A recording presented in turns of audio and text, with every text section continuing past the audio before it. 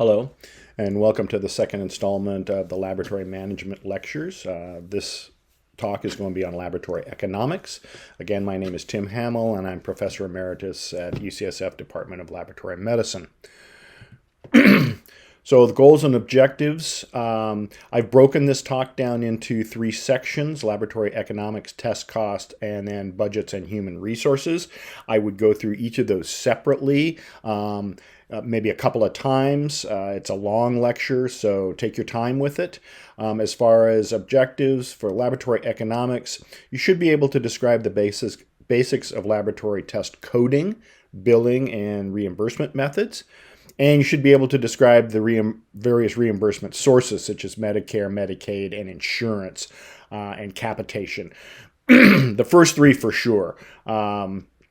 Test costs, describe test cost components, and describe a make versus buy analysis, and understand the various methods for instrument acquisition and how they differ. Budgets and human resources, you should be able to describe the various types of budgets used in the laboratory and how they are used, and the basic human rights processes that relate to the laboratory. So let's get started with laboratory economics. U.S. healthcare spending has been rising. This is data from 1967 to 2017. And this is all in billions, and you can see that in 2017, the United States spent almost $3.5 trillion on healthcare. That is projected to increase by 2027 to almost $6 trillion per year. Currently, that'd be like spending about $11,500 per person in the United States each year for healthcare. A lot of money. Where does it come from? Well, some very small amounts come from public health and investment in other payers, and some out of pocket. This should actually go down. Public insurance, but the big three are Medicaid, in California Medi-Cal, Medicare, and private insurance. And taken together, those three represent over 70% of the money that is spent on healthcare each year as far as sources. Where does it go? Well, of that $3.5 trillion, most of it went to hospital care, physician services, and other personal health care. This would be like non-physician services, prescription drugs, and then everything else is pretty small. Clinical services, this little wedge right here, is what contains laboratory testing, as well as things like radiology, radiation oncology, and other services where physicians are not necessarily directly involved. Okay, as far as laboratory spending itself, in 2018, laboratory test expenditures were about $80 billion. And if you broke it down roughly by testing locations, hospital labs accounted for about $45 billion, commercial labs about $30 billion, and physician offices about $5 billion, surprisingly. It is estimated that about 20% of this testing, or about $16 billion, is unnecessary. And so there's always efforts going forward to make sure that laboratory test utilization is really honed in. Okay, so how do laboratories bill for the testing that they do? Well, all bills are sent out using test codes. We don't send out bills that say necessarily serum sodium or complete metabolic panel or something like that. There is a code used for those, and we use the current procedural terminology version 4, or CPT-4 is the acronym. It's produced by the American Medical Association and contains codes for virtually every procedure used in medicine. Laboratory testing is relegated to the 80,000 series code. So if you look it up in their booklets, 80,000 to 90,000 is where you're going to find the laboratory test codes. In addition to providing a test code indicating what test was performed on the bill, there's also probably going to be, especially for outpatients, a requirement to provide some information on the nature of the medical condition for the patient. This is a medical necessity check, and most insurances and payers require some type of checking as a utilization monitor. Virtually all systems use the International Classification of Diseases, the ICD-9 or ICD-10. We're transitioning over to 10 now. It's a much larger set of classification codes. And these are all provided to the laboratory by the ordering MD. Whether they're filling it out on a paper requisition or they're entering the codes in the computer system at the time they place their orders, it's the ordering physician who provides the disease information for the laboratory to use. Laboratories should not be using historical information that they have on the patient. Oh, I know this patient's diabetic, therefore I'm just going to use a diabetic code. Or use codes that were received from another physician. You've got to use what the physician gave you and not use anything else. That's part of the entire Inspector General review of laboratory billing is, are you using the appropriate codes that the physician provided? What happens if there is no code or the code does not meet medical necessity rules is that the payers may not reimburse for that test. And in fact, in most cases, they will not. Okay, as far as reimbursement, so we've seen now how laboratories actually get out the bill with a code for the test and a code for the diagnosis. The reimbursement comes in a couple of different streams. The big one is the technical component. This is really the charge for testing. It is based on the CPT-4 code that was received from the laboratory to the payer. And then they will determine based on that what they're going to pay. If it's Medicare or Medi-Cal, they look at their annual fee schedule, and that's the amount that they will pay for that test. If it's insurance or maybe a research lab that's getting testing performed in a CLIA lab, then usually it's some negotiated percent of charges. Most institutions that do research have an automatic discount for researchers from the laboratory. If it's just institutional, I'm sending it to another lab or another hospital, etc., then it's usually some kind of negotiated price with that institution, and it doesn't really go through any of the major payer buckets. You're doing lab-to-lab billing. The second category is then the professional component, and virtually all payers pay this. And this is money that goes directly to the pathologist for their test overview and laboratory oversight. So there is additional monies added in with the reimbursement to cover those tasks. The reimbursement amount, though, is going to be entirely dependent on the patient type, location, which by that I mean inpatient, outpatient, hospital versus commercial lab. And I'll show you how those are different. And then obviously, who is the payer and what is their rules on paying for things and how much do they pay? Okay, so for inpatients, most payments these days are based on what are called diagnostic related groups, or DRGs. And this is the patient's primary admitting diagnosis. It is a lump sum payment, and that is done to encourage cost containment by the hospital. So if a patient is admitted with an acute MI, they will get a lump sum payment for the entire course of care within the hospital from the payer, and the hospital has to try and manage those funds. So let's say it's $10,000 for an AMI. If you spent $12,000 caring for the patient, then the hospital loses $2,000. If, however, you care for the patient, get them discharged for $7,000, then you make couple of $1,000s. So it's very important, that hospitals understand what they're getting paid, how long patients are staying in the hospital, et cetera, et cetera. In this situation, the laboratory for inpatients, the laboratory functions as what is called a cost center. The laboratory does not generate revenue. It is merely cost that is applied against the payment that is coming in based on the DRG.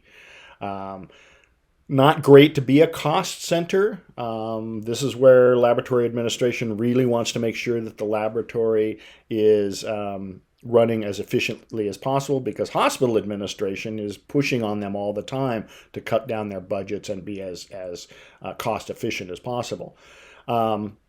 Controlling laboratory test utilization there by pathologists and by the institution is an important part of the cost containment structure. Uncommonly, you may find patients that either pay out of pocket. This would be someone without insurance, not a place that you want to be in this day and age, going into a hospital and not having insurance. We've seen certainly patients with COVID go in a couple of weeks or more in the ICU and come out with over a $100,000 bill. This is where people go into bankruptcy. So very uncommon these days, but anyone who's uninsured would be in this bucket. There are some very rare insurances that pay on what they call a per diem rate, which means they pay on a sum for every day of care. But that has pretty much fallen by the wayside, and you don't see that very much anymore. For outpatient payments, for Medicare and Medicaid, then that's right off a fee schedule. It's produced every year, and laboratories know exactly what they're going to get paid for every test that they do on a Medicare or Medicaid patient, as long as it meets medical necessity. For insurance, usually insurers will contract with an institution, a hospital, or a laboratory if you're a commercial laboratory, and they will look at the laboratory's fee schedule, their list price, and negotiate some discount rate off of that. So a 20%, 30%, 40% discount rate off of the list price. Remember that insurance typically has deductibles, so laboratories may be collecting partial deductible payments from their patients, and certainly with some insurances these can be quite high, and therefore outpatient payments for laboratories can be very high depending on how much the lab charges. Very few patients are self-pay, but there certainly are self-pay patients out there, again uninsured patients. And some patients who want to get laboratory testing done for themselves because they're curious. California, we don't do that very much, but certainly in states like Arizona, where a patient can go in and order any test that they want on themselves, that's cash on the barrelhead. Commercial labs love it, but it's probably not a great thing for medical care. Remember the anti-markup rules apply on the outpatients. We talked about this in the last lecture. Anti-markup rules, again, mean that whatever the laboratory is charged for, say, a send-out test, that is what they will charge the patient. They cannot mark up that bill. So if a reference lab charges a hospital laboratory $20 to do a test, that is all that the laboratory can put onto the patient's bill is $20. And because of this, send-outs on both inpatient and outpatients are almost typically money losers across the board. And on the outpatient side, probably the best you can do is to break even on those. And most hospitals won't even break even on the testing that they send out. The laboratory, however, on the outpatient side, for most labs, still functions as a revenue center. And laboratories generate huge amounts of revenues for the hospitals that they're in. Commercial laboratories obviously generate lots of revenue as their commercial basis for their business. But as a revenue center bringing in money, then it's very much more smiled upon by hospital administration when you're bringing in money than when you're not. Okay. So let's go through the individual payers a little bit so you understand something about their rules and how they're different. Medicaid in California, it's called Medi-Cal. It's a federal program to provide health coverage to low-income individuals and families, and then mothers and children. So, essentially people who cannot afford health care any other way can get onto Medicaid and get the majority of their health care taken care of. Medicaid tends to be the lowest payer out there. They pay very, very small amounts because their monies are limited. The monies come from the federal government.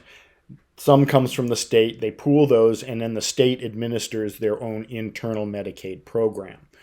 They use a specified fee schedule, as I mentioned, based on the CPT-4 code, and they will state exactly what they will pay for each serum sodium, CBC, and PTT that is performed by the laboratory. Okay, Medi-Cal billing rules, esoteric tests, anything that's kind of new, expensive, require prior authorization. And you cannot go back to Medi-Cal after the fact and ask for authorization. It must be done and granted before the test is performed. Medi-Cal also will not reimburse for most screening tests. Mammograms and PSAs tend to be tests that they pay for. Tests that Medi-Cal has said are not a Medi-Cal benefit will not be paid for. So several years ago, after exomes started to be clinically used, Medi-Cal said, no, we will not pay for exomes. They're too expensive. We don't know how they're going to be used in our patient population. And they literally thought they would break the bank. And so they said, no, it's not a Medi-Cal benefit and we're not paying for them. If testing is performed at a non-Medi-Cal approved lab, Medi-Cal will not pay for it. So in California and elsewhere, labs must be California licensed and Medi-Cal approved, or in other states, Medicaid approved, in order to be reimbursed. If they're not, then those bills, you won't get a cent on any of those. Billing for any of those things to Medi-Cal is considered fraudulent because you're supposed to know these rules, and they will come after you if you're billing for things that you shouldn't be billing for. You must accept Medi-Cal payment as complete, and patients may not be separately billed either as a total bill saying, well, I know you're a Medi-Cal patient, so I'm not going to bill Medi-Cal, I'm going to bill you.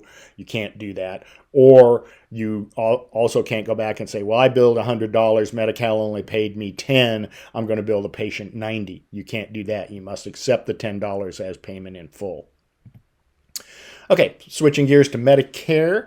This is coverage for persons age 65 or older. That could be changing in the future. Disabled individuals and those with chronic renal disease, so dialysis centers, and that is a separate bucket into Medicare, which we won't even really talk about. Here's some graphics just to show you that, yes, enrollees in Medicare are going up. You know, we have an aging population, so the numbers are going up, and therefore Medicare spending is going to go up, and they spent about $750 million on health care in the U.S. In 2018. Okay, Medicare reimbursement, even a little more complex than Medicaid because there's two levels of it. It's a national program rather than the state program, so it's much larger. For the outpatient side, we talk about Part A and Part B. Part A payments from Medicare cover outpatient testing when it's performed by hospital laboratories. It also covers that pathologist reimbursement for lab oversight we talked about, whereas Part B covers outpatient testing performed by reference laboratories. Why two different parts? Well, Part A also covers hospital care, and so it's easier to pay hospitals through one schema through Part A for everything that they do, even if it's an outpatient work that's being done, and Part B is for everything commercial. The reason it's important to know which side of that fence you're on, Part A or Part B, is that both have what are called national coverage decisions, NCDs, and local coverage decisions, or LCDs. And these are essentially medical necessity rules that take a test based on its CPT-4 code and then list all of the ICD-9 or 10 codes that would be applicable to demonstrate medical necessity for that test. So if you order a test and you send in your ICD-9 code and it's got a coverage decision on it, and your ICD-9 code is not in that list for that test, they will not reimburse for it, period. It's done. Now, it's important to know that because, as I said, both the NCDs and LCDs are different on Part A and Part B. So you got to know who you're billing through, because each one may have different rules, and you have to know which rules you're supposed to be following to understand your utilization for your docs and those kind of things. So national and local coverage decisions. The local ones are done by the individual insurance companies that Medicare contracts with to actually control and spend the money. They get to make their own local coverage decisions, whereas the national ones are national and they're made by CMS. For inpatients on Medicare, reimbursement is limited to the DRG payment. That's what you get. And you must accept payment as complete, just like Medicaid, and patients may not be billed separately, either in full or in part. Okay, L1 modifier, and this is just a bit of nargle to throw in. In 2014, Medicare came up with a rule to try and save money, where they said, look, if you're seeing if a hospital clinic is seeing a patient and then the hospital lab gets a sample that same day to do testing on, then we're not going to pay for that testing. We're going to pay you for the evaluation and management clinic visit, but we aren't going to pay you for the testing that's done on the same day as a clinic visit. Now, if the patient comes back on another day to get their lab work done, they will reimburse for it. So Medicare came out very quickly and said, look, we're going to watch you guys. And if you're consistently telling patients to come back in 2 or 3 days for their lab work, we're going to come at you if you're doing that. This really has to be, if the patient comes to the lab the same day that they're seen in the clinic, then you're not going to get paid for that. If they come on a different day, then what we want you to do is add on an L1 modifier through the billing system onto your CPT code to tell us that test was done on a different day from the clinic visit, even though it might have been ordered at the clinic visit, and should be separately reimbursed. Gets very, very tricky how to handle these. Okay. Capitation doesn't occur much anymore. It's a specific type of contracting arrangement between a laboratory and a payer for specifically outpatient laboratory testing. It's based on a fixed monthly amount of reimbursement per member within the capitated group, rather than itemized billing. So usually we're talking about HMOs and PPOs doing this, where they'll come to a laboratory and say, we have 10,000 patients in our HMO.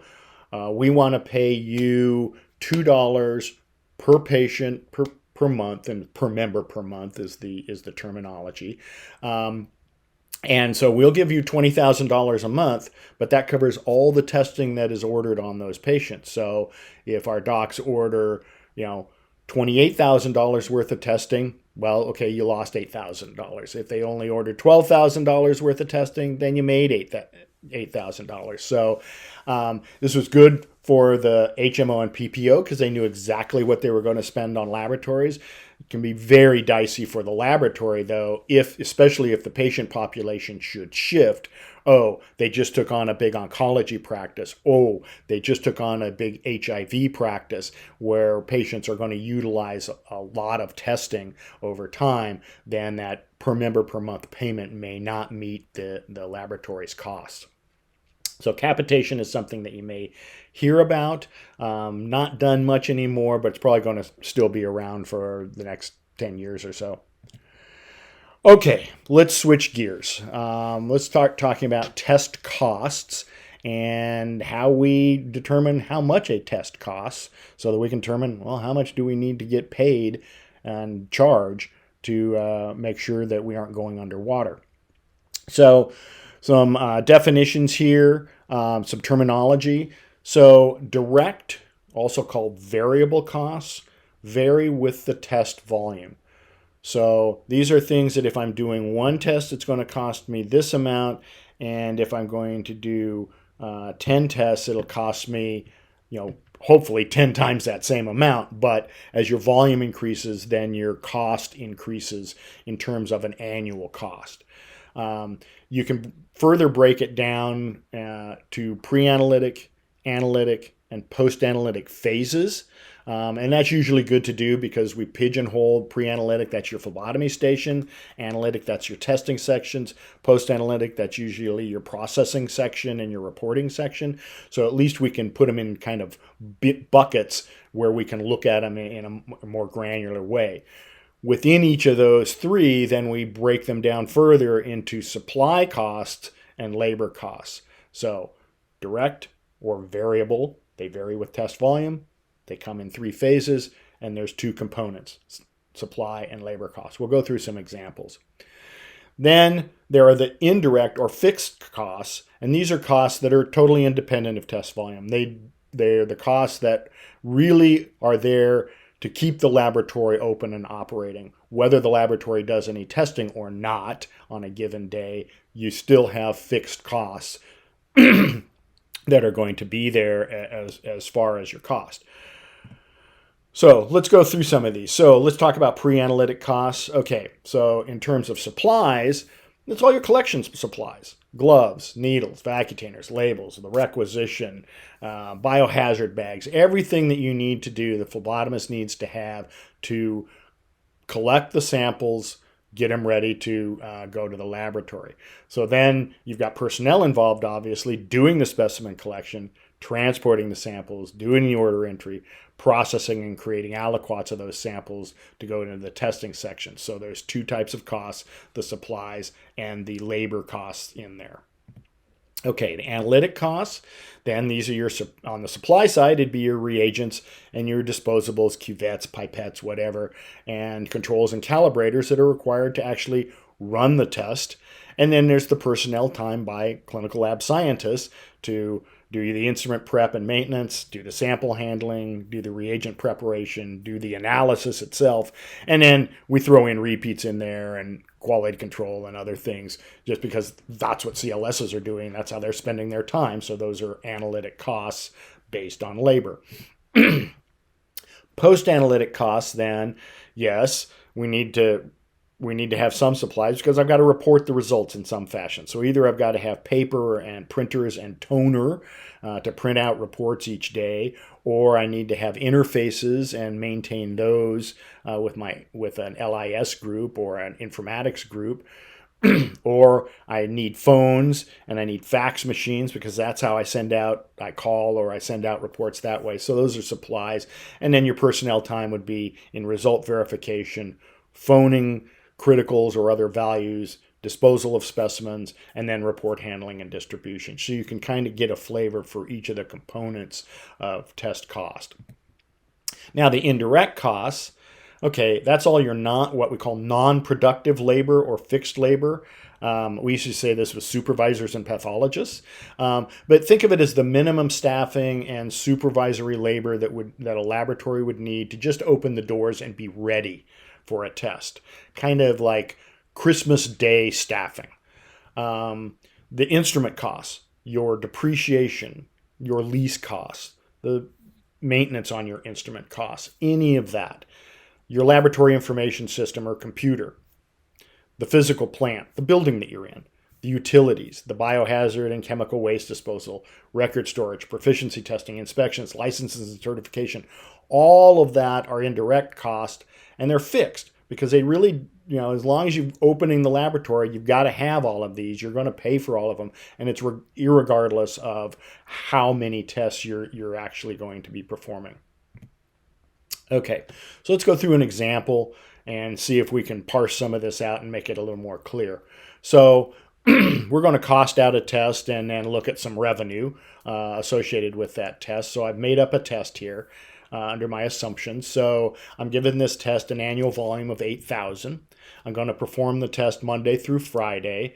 I'm not going to worry about weekends and weird staffing levels on weekends.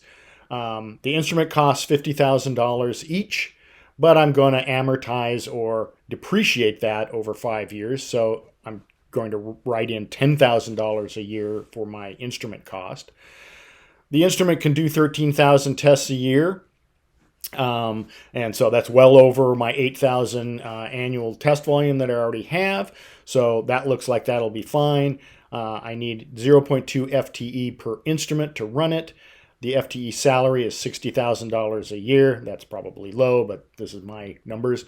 The expendable costs, reagents, controls, or not controls, reagents, pipettes, those kind of things, $1. Control cost per instrument per day is $10. Indirect cost per test is 10 cents.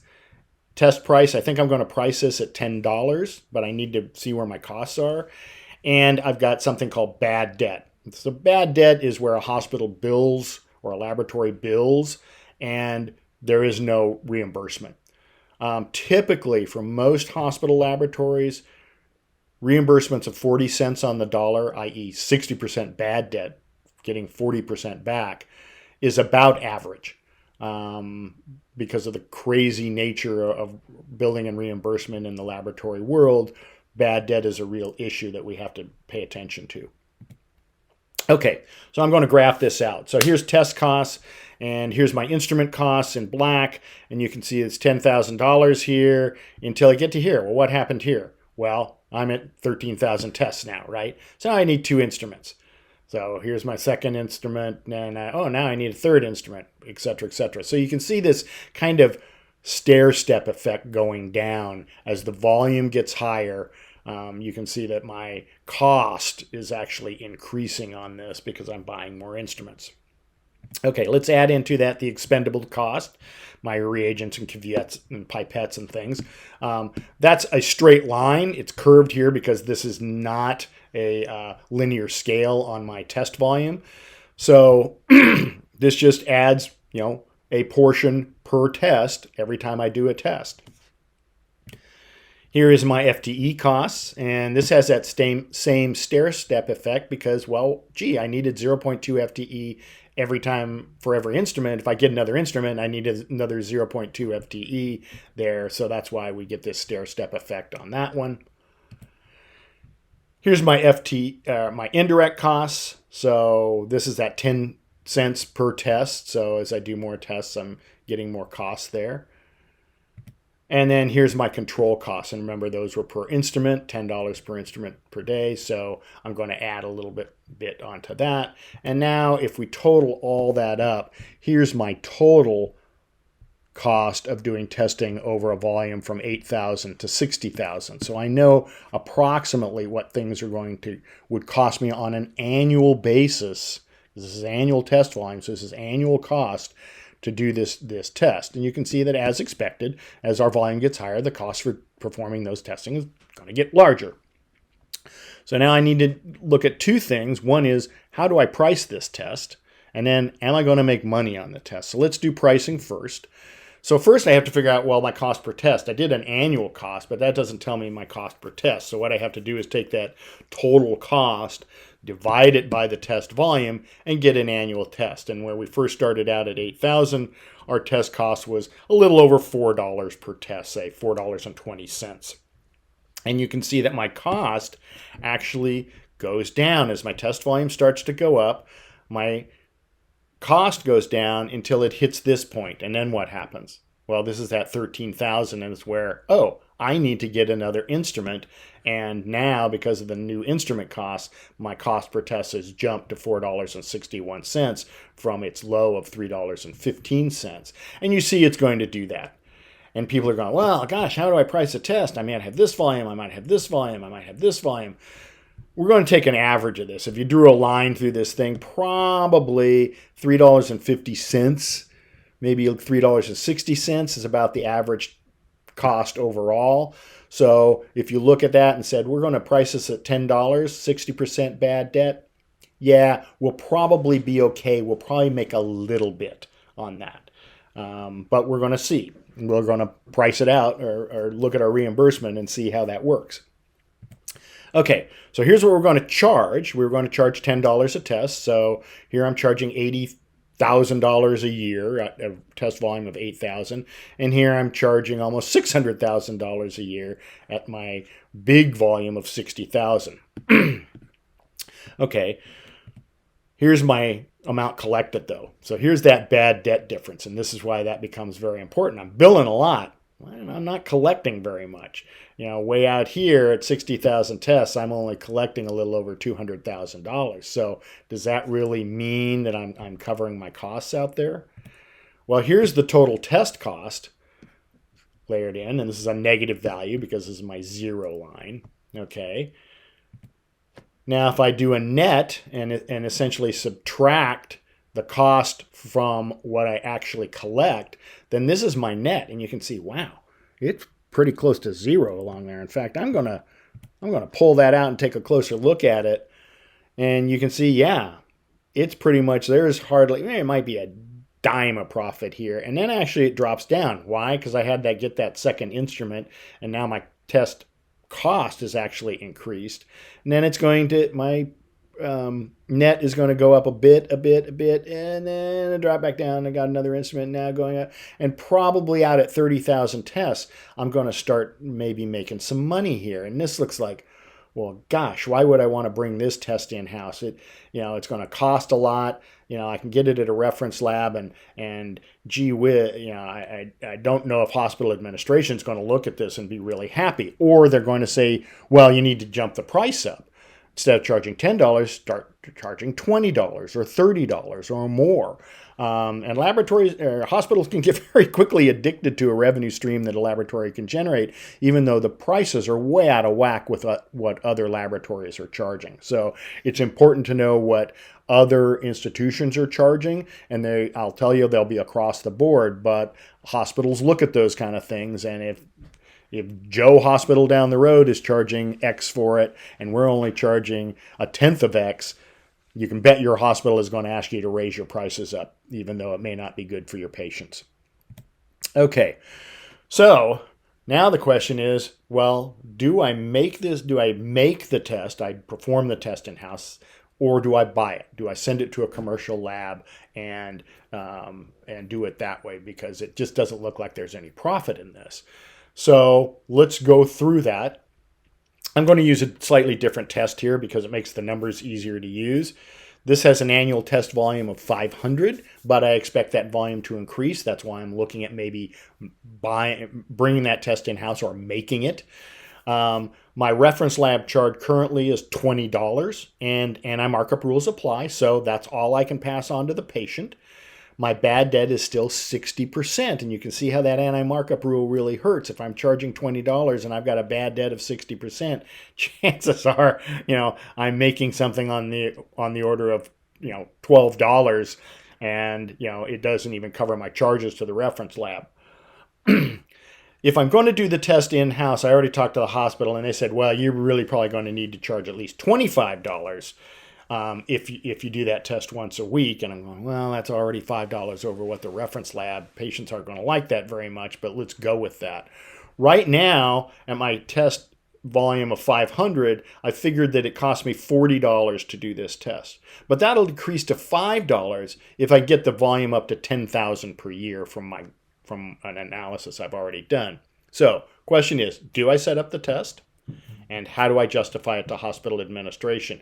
Now, we'll get into a little bit on when we talk about capital budgets, but hospital administration is going to be interested in a couple of things. Decreasing cost. So if you're bringing in a test that will decrease the cost over what you're doing now, and it might be a send out, or it might be you're doing it with a more expensive machine and I can do it, they'll be interested in looking at that. They'll certainly be interested in looking at anything that generates revenue. They will also be interested in anything that is either just absolutely required for medical care. You couldn't provide care in an acute care hospital without, say, a CBC analyzer. And so if I need to replace one, hospital administration is going to understand that I just need to replace the thing, even though there's not necessarily any revenue, or cost savings involved. It's just a test we have to have. And then other things that can come into play, like safety concerns, critical needs, those kind of things can all be used to justify. But the one that makes the most sense to hospitals is revenue. So let's look at that. Okay.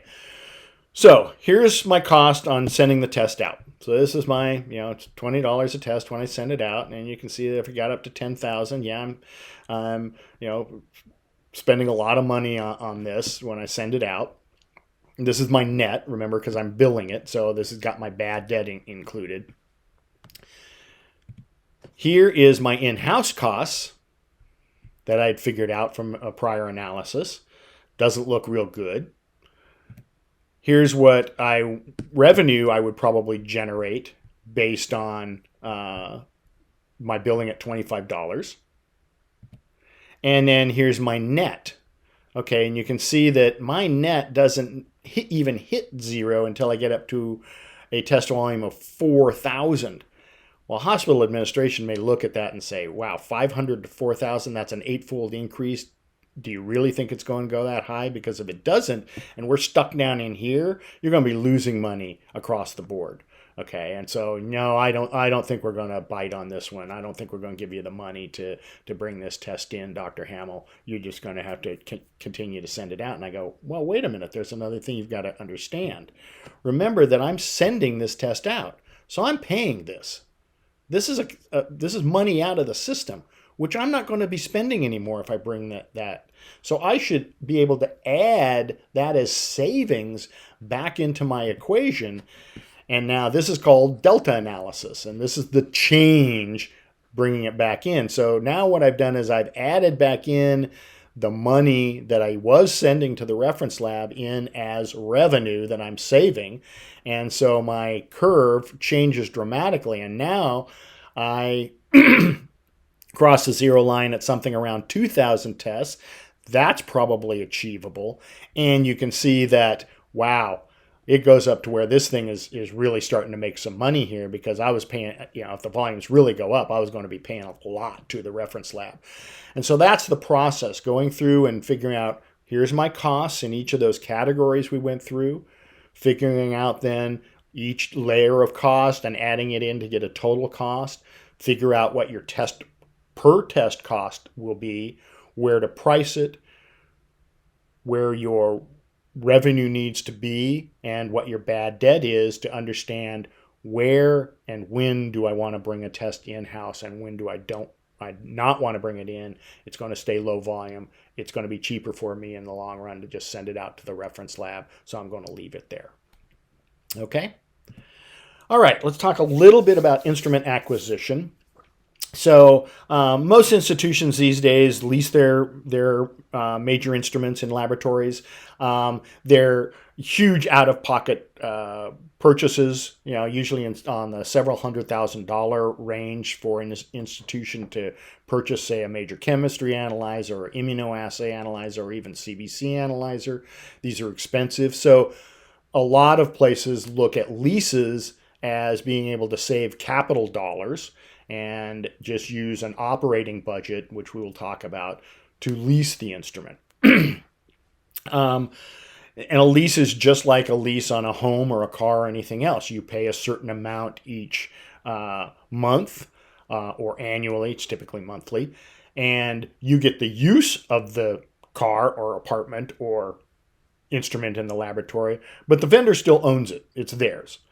And they always build into the lease enough money that they don't have to sell the instrument. They are going to make money anyway just on the lease. So leases tend to be, in the long term, the most expensive way to actually acquire an instrument compared to purchase. The advantages of leases, though, no capital outlay, and you don't own the instrument.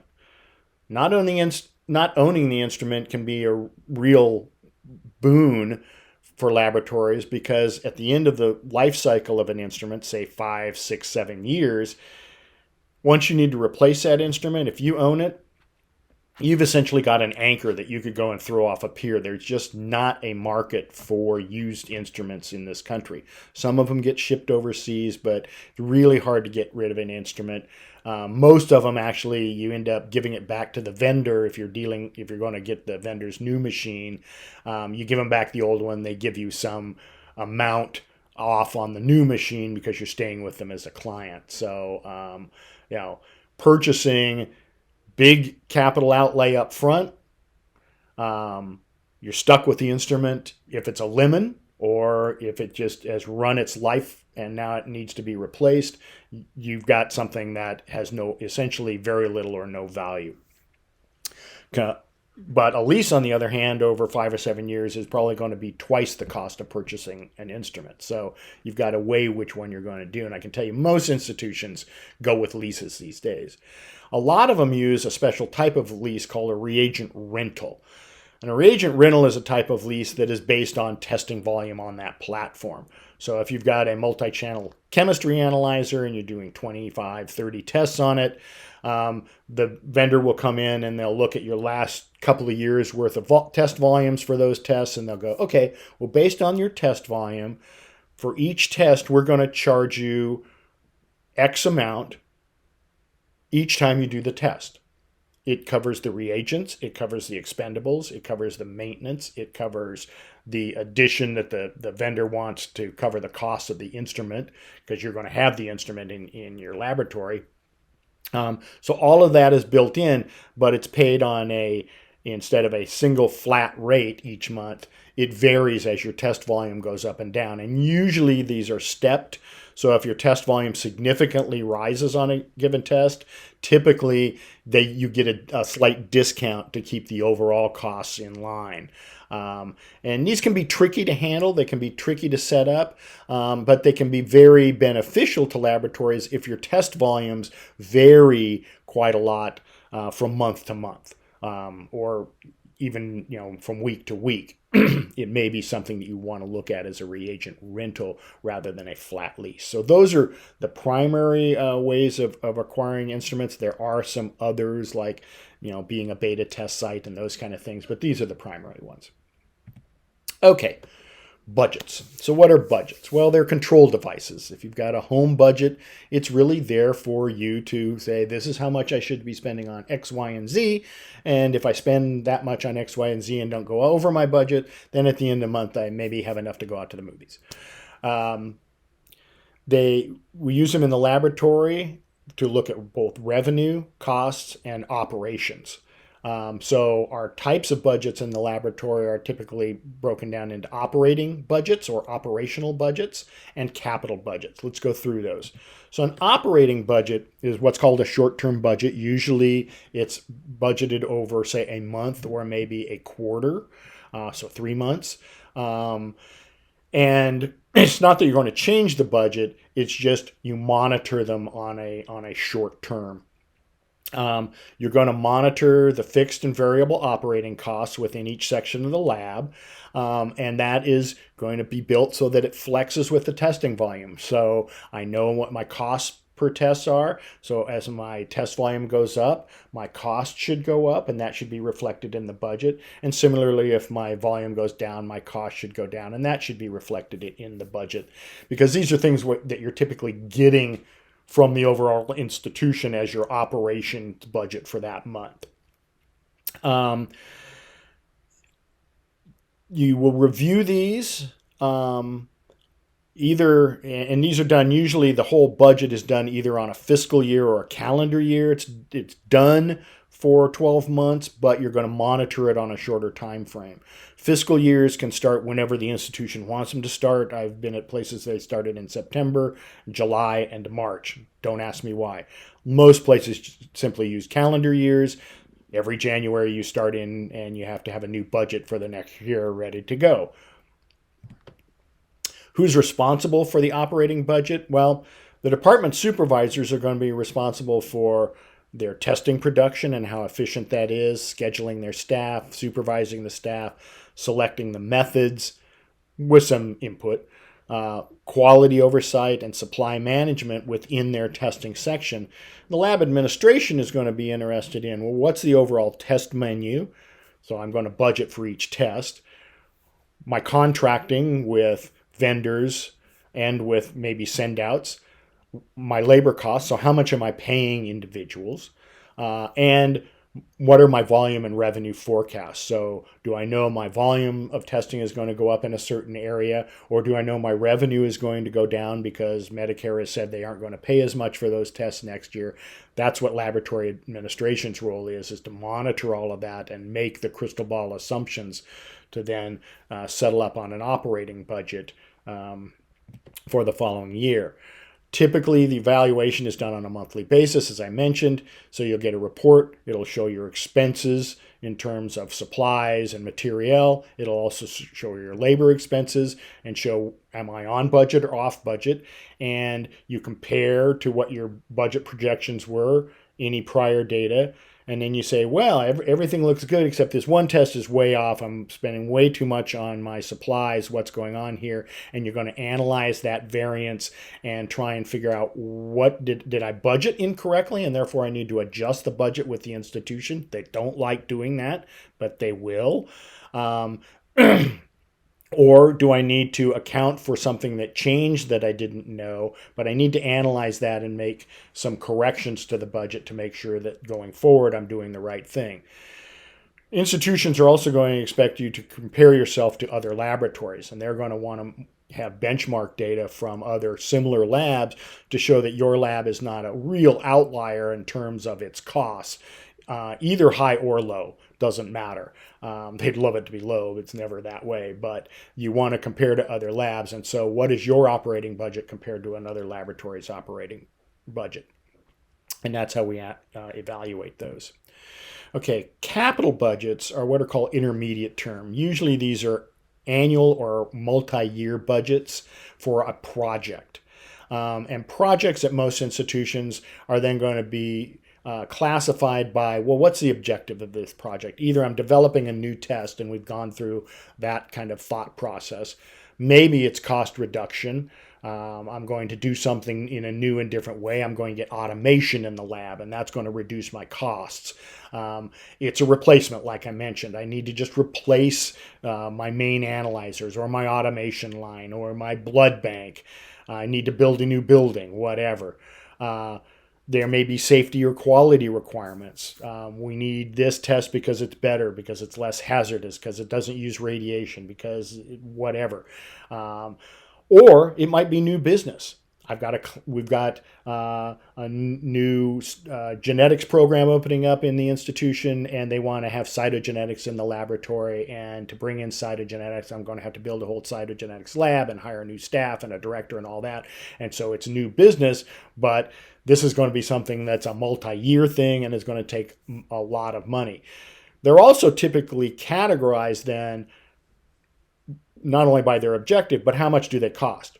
And there may be a different process for things that are low cost, lowish cost. So like usually if you use a cutoff of $1 million, it's less than $1 million, then okay, it needs to go through an approval process, but that's all.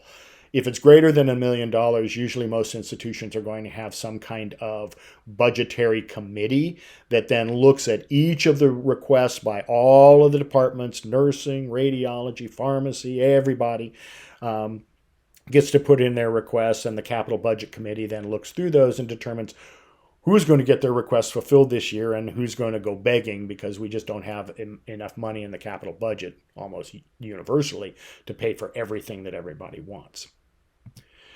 Okay, I mentioned this a couple of times, this idea of return on investment. So what is an ROI? Calculating the ROI is pretty simple. You calculate all the costs for a project. A new test coming in, that's pretty simple. A project may be a lot bigger, but it's how much does this whole thing cost, and determine the revenue potential for it based on your test volume and your price and your payer and patient mix. How much revenue do I think it's going to bring in? And really the return on investment is how long does it take for that revenue to cover the costs of that project. And so it's really a time. The return on investment is a time frame. Most institutions like to see return on investments of about 3 years. If you can get it shorter than that, you're golden. If you can say my return on investment for this project is going to be 6 months or a year, almost universally that project would be adopted. But then you've got to meet that goal. It's sometimes better to say, gee, this is going to be a 2-year ROI and bring it in a year and play Scotty on Star Trek because you brought it in less than what you'd say. And then the hospital is going to look really favorably upon you the next time you come with another project that you want to have them invest in. And because you did it well the first time, they're probably going to say the second time, you're good to go. Let's go on with project number 2. Okay. So a lot of stuff to go through there. I would suggest going back and reviewing some of that, getting those concepts. If you don't understand anything, drop me an email. Let's go into the last section, which is human resources. And what are the human resources in the laboratory? Well, you've got the testing personnel, clinical lab scientists, you guys are, CLS specialists, the supervisors, limited license CLSs like cytogenetics techs, medical laboratory technicians, and then you've got all the support personnel, the lab technicians, the lab assistants, the phlebotomists, the billing staff, the administrative analysts, the administrative assistants, the couriers, and customer support people if you have those. One thing that's missing on here is pathologists. Usually that's not a human resource of the laboratory. Pathologists typically contract as a group to hospitals that are community or private hospitals. In academic centers like UCSF, where I was, there's a department of laboratory medicine. I was an employee of the Department of Laboratory Medicine, not of the laboratory itself. I was paid through the school, not by the hospital. So I've left the pathologist off of here, but these are the people that you've got in a laboratory, and you need to have all of these individuals or most of these individuals to be able to run a quality operation. The quality operation, from my perspective for a laboratory, all comes down to job descriptions, and job descriptions are required to have the following components in them, and they're invariably, when you come down to where there's a problem, it often comes back to a job description problem. So the job duties and responsibilities of that job, who do you report to? What are the minimum qualifications? What are the preferred qualifications? So minimum, you have to be a CLS. Preferred, I'd like to have a CLS with 5 years of blood bank experience, and any physical requirements. So do you need to do lifting? Do you need to be standing for a long period of time? All of that information should be in the job description, so that when you hire somebody that meets that job description, they know exactly what they're supposed to do, and you know exactly what you're getting, hopefully. Okay, benefits are a big part of HR. Obviously, anyone going into a job wants to know about the benefits. So health benefits, big one. Does it include dental? Does it include vision? For lots of institutions, if you work in the lab testing is discounted, or you get discounts for care in their clinics, etc. What are the disability benefits in case I get injured on the job? Will I get disability pay while I can't work? What are the retirement benefits? You have a 403B plan or a 401k plan? Does the institution match the funds that I put, either partially or totally, into my retirement? Do they match? Some institutions do. Do they provide any life insurance? So if I died, would my family be taken care of? Do they have pre-tax accounts for commuting, for parking, for medical care, any of those where you take money before taxes so that you're taxed on a smaller amount of take-home pay, and therefore you're doing as a pre-tax benefit. So those are all important things. Anyone going out to get a job would want to know about those. Okay, so when a laboratory goes to recruit and hire staff, these days when there's a dearth of people out there to attract for positions in laboratories, you've got to really get in and use some recruitment strategies like your HR department in your institution, putting stuff out in trade journals, doing targeted mailers.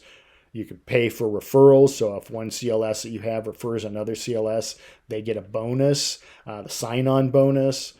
Training program graduates. So if you've got a training program, usually you can retain all your graduates, which is a great thing. And then the hiring process then is to go through and screen their applications, pick out the ones that you want to interview those. Once you've selected one or two that you think, yeah, both of these are good, we think we want to offer them the jobs, you want to do your reference and background checks to make sure that, oh, yes, this person really does have a license. And what did their last job's references say? Were they a great employee or a horrible employee? And then lastly, make sure that all of their licenses and everything is good to go, and they don't have an expired license or something like that. So that would be the hiring process, you would then offer the position, and if the person accepts, then you bring them on board. You're going to monitor all your employees all the time. So initially, there's going to be staff training and competency assessments, right? You've got to do competency on any tests that you're going to be performing in the laboratory. That's required by CLIA. You're going to repeat that competency assessment at 6 months initially. So you do it first. 6 months later, you repeat it to make sure they're still competent on everything, and then annually thereafter. Most institutions are going to have a probationary period. Usually it's 3 to 6 months, during which time, if things are not working out, they can just terminate the employee without cause. That's it. You didn't complete your probationary period, and there's nothing that has to go through, any kind of trying to get rid of the employee. During the probationary period, you can just drop that employee and try and find someone else. You're going to do annual performance evaluations or get annual performance evaluations. So areas to improve in: how's your behavior? How's your communication in the lab? Productivity? Are you maintaining a safe working environment? Do you have good decision-making skills? Are your test results accuracy? And is your attendance good, or are you constantly calling in sick? Those are things that'll come up in a performance evaluation. Now, if it gets down to a disciplinary action where someone is outside of their probationary period, then except for something really egregious like injuring somebody intentionally, stealing, those kind of things, mostly it's going to have to go through a graded process. So, and the typical steps through HR are going to be, first you're going to talk to the person about, hey, why didn't you fill out the report on that test when you saw the result was odd and you had to repeat it? The policy is you're supposed to make a notation of that. You didn't do that. You really need to do that. That's verbal counseling. Now, if they continue to do the same thing, then you're probably going to extend that to a counseling letter, and you're actually going to put that in their personnel jacket that, yeah, we had to go to the next step to get this person to really toe the line and do what they needed to do. If that doesn't work, then a letter of warning goes out stating essentially, look, if you don't correct what you're doing and toe the line here, we're going to look at terminating you as an employee. So you got to know this is coming up to a higher level, and you need to start paying attention to this. Then the final letter of warning, which is, okay, you didn't do it. We are planning to terminate you. You will be getting a final letter of intent to terminate unless you change things around immediately. And if they don't, then they will get the final letter of intent to terminate, and then you can terminate. But it must go through that graded process.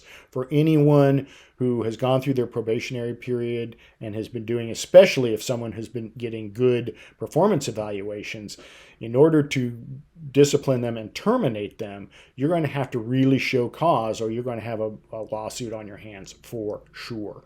Lawyers are out there looking for these. So it needs to go through a graded, and that's appropriate for both the institution and the individual. You really don't want to have to get down into the final 4 dots on this thing. Usually talking to the person or maybe giving a counseling letter is about the highest it ever should get to.